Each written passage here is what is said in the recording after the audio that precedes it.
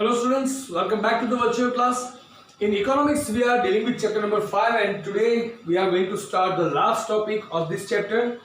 Up to now guys, in the poverty section we understood the introduction, the meaning of the poverty, right? The nature of the poverty, the indicators of the poverty, then the causes of the poverty. Today we are going to start the measures to reduce poverty. Poverty આપણા દેશનો one of the biggest problems, right? We are facing with many of the problems in the economy, but poverty is among the biggest problems of our economy, right? So इस समय there is no any solution કે જેને કારણે આપણે poverty ને directly zero કરી શકીએ, but yes, there are certain measures, there are certain actions by taking which we can at least decrease the poverty, આપણે poverty ને reduce કરી શકાય, right? આ ટોપિકમાં ગાઈસ ડિફરન્ટ 10 પોઈન્ટ્સ છે, 10 ડિફરન્ટ મેજર્સ છે કે જેમાં 7th મેજર જે છે રાઈટ એ થોડું લોંગર છે. તો to make it easier for you I have divided this whole topic in two sessions. આજના સેશનમાં આપણે ટોપિક નંબર 1 to 6 શીખવાના છીએ, એટલે કે 6 મેજર્સ સમજવાના છીએ અને 7 8 9 10 આ ચાર મેજર્સ આપણે નેક્સ્ટ લેક્ચરમાં કન્ડક્ટ કરીશું. સો 6 મેજર્સ માંથી let's start understanding the first major and that is to increase agricultural productivity. Agriculture, usually આપણે agriculture sector ની વાત કરીએ બરાબર, તો એની અંદર આપણે માત્ર અને માત્ર ખેતીને જ એડ કરીએ છીએ, ફાર્મિંગ ઓનલી.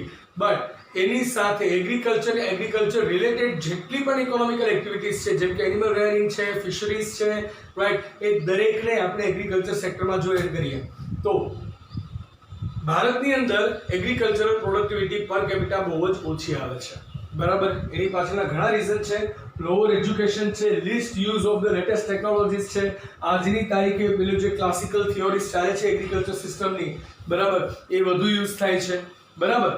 એક ખાસ વાત આપણે એ જોવાની છે કે મોટા ભાગની પોવર્ટી આપણને જોવા મળે છે રૂરલ એરિયાઝમાં, અને રૂરલ એરિયાઝમાં મેક્સિમમ લોકો એવો હોય છે કે જેનું મેઇન પ્રોફેશન એગ્રીકલ્ચર જ હોય છે બરાબર. સો ઇન સચ કેસ જો એગ્રીકલ્ચરલ પ્રોડક્ટિવિટી રેઝ થઈ જાય બરાબર, તો એ રૂરલ એરિયાઝના જે પોવર્સ છે બરાબર, એ રૂરલ એરિયાના પોવર્સ છે એ રિડ્યુસ થશે, એ લોકો પોવર્ટીમાંથી બહાર આવશે, રાઈટ. અને ડિફાઇનેટલી ઓવરઓલ દેશની અંદર પોવર્ટીમાં મેજર ચેન્જ જોવા મળશે. પોવર્ટી બહુ મેજર રેશિયોમાં ડિક્રીઝ થતી જોવા મળશે. એની માટે લેટેસ્ટ ટેકનોલોજી વાળું હાઇબ્રિડ સીડ્સ છે બરાબર, ઓરલ્સ. પછી એની સાથે સાથે જો આપણે વાત કરીએ બરાબર, તો ફાર્મિંગ ટૂલ્સ ઘણા બધા આવે છે બરાબર. લેટેસ્ટ ટેકનોલોજીસ માટે આપણે ફાર્મર્સને અવેર કરવા જોઈએ, એ લોકો સુધી લોઅર રેટમાં કે ચીપર રેટમાં એ બધું પહોંચતું થાય એની માટેનું થોડું પ્લાનિંગ કરવું જોઈએ બરાબર.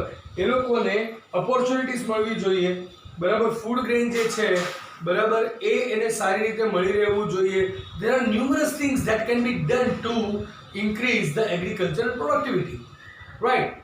એના સિવાય વાત કરીએ તો પેસ્ટિસાઇડ્સ છે, ઇન્સેક્ટિસાઇડ્સ છે બરાબર, પછી ખાતર હોય બરાબર, જેને આપણે ફર્ટિલાઇઝર્સ તરીકે ઓળખીએ છીએ. જો આ બધું એને પ્રોપરલી પ્રોવાઈડ થતું હોય અને લેટેસ્ટ ટેકનોલોજી પ્રોવાઈડ થાય તો ડિફાઇનેટલી પોવર્ટીને આપણે રિડ્યુસ કરી શકીએ છીએ.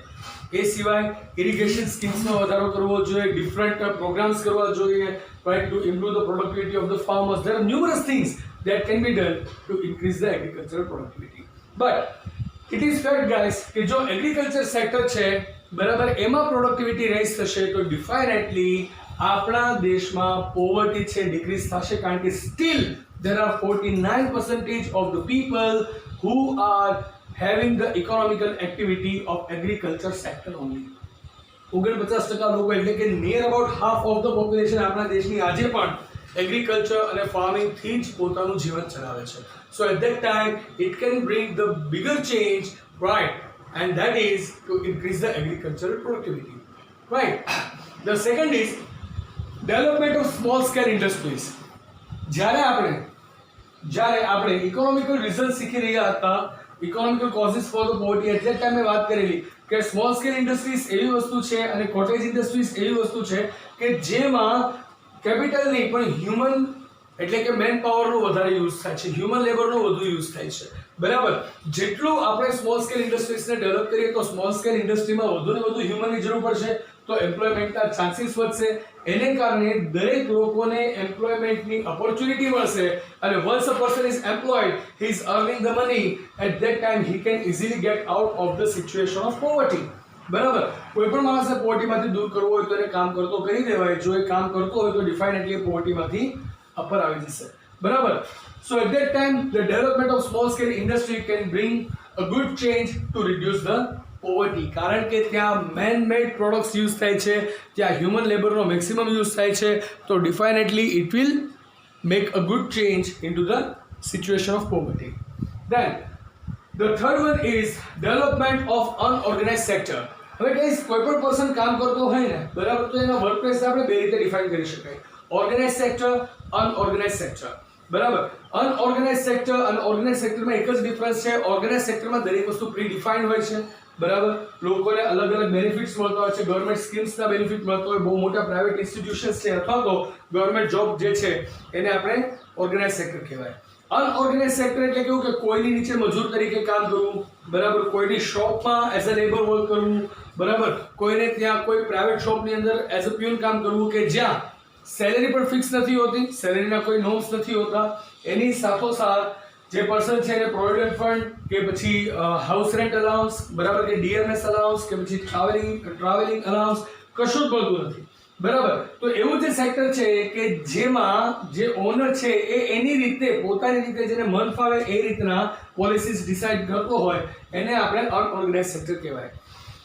આવા સેક્ટર્સ છે કે જ્યાં લોકો એઝ અ લેબર વર્ક કરતા હોય છે, બરાબર, તો એવા સેક્ટરને જો ડેવલપ કરવામાં આવે તો એ લોકોને પણ બેઝિક બેનિફિટ્સ મળી શકે, એ લોકોની વર્કિંગ કન્ડિશન જે છે ઇમ્પ્રૂવ થશે, રાઈટ, કે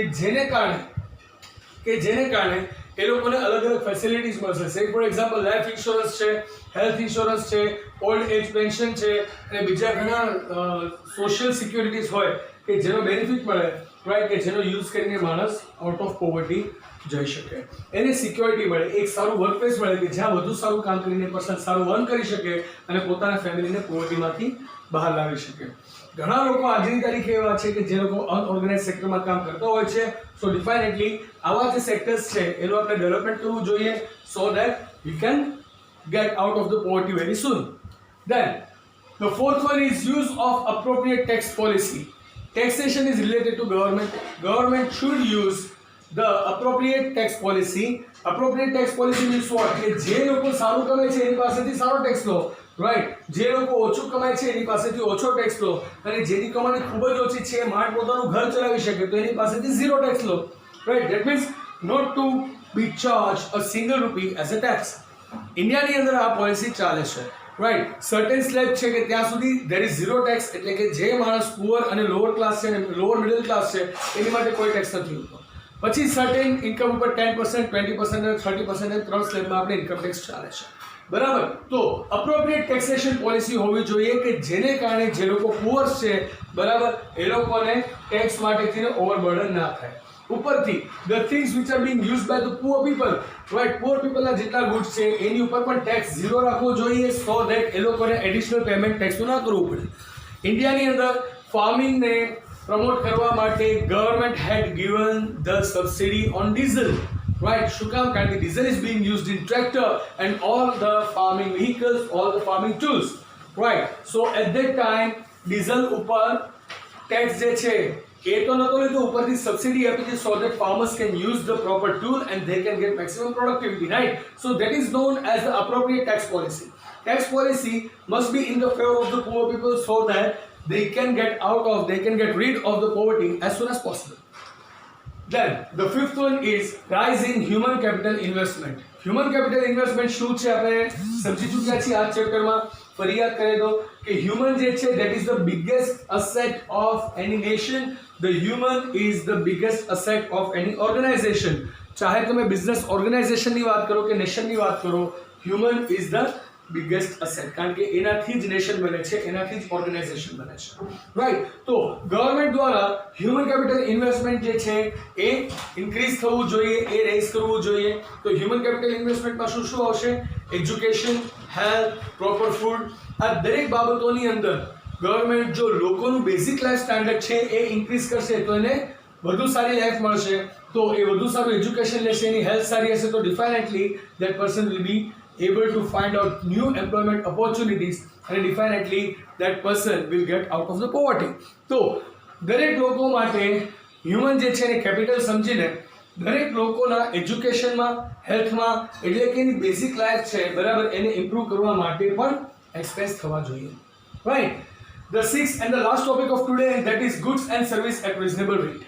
ગુડ્સ એન્ડ સર્વિસીસ જે છે, જો એના ઇન્ફ્લેશનનો ભોગ બની જાય, ગુડ્સ એન્ડ સર્વિસીસ છે બરાબર, એની પ્રાઇસ ખૂબ જ હાઈ હોય, તો poor people are already having the less purchasing power, right. એનો પર્ચેસિંગ પાવર ઓલરેડી ઓછો હશે, એના ઉપરથી પાછળ જો આને એક્સેસિવ પેમેન્ટ આપવું પડે તો એની પોવર્ટીમાં વધારો થશે.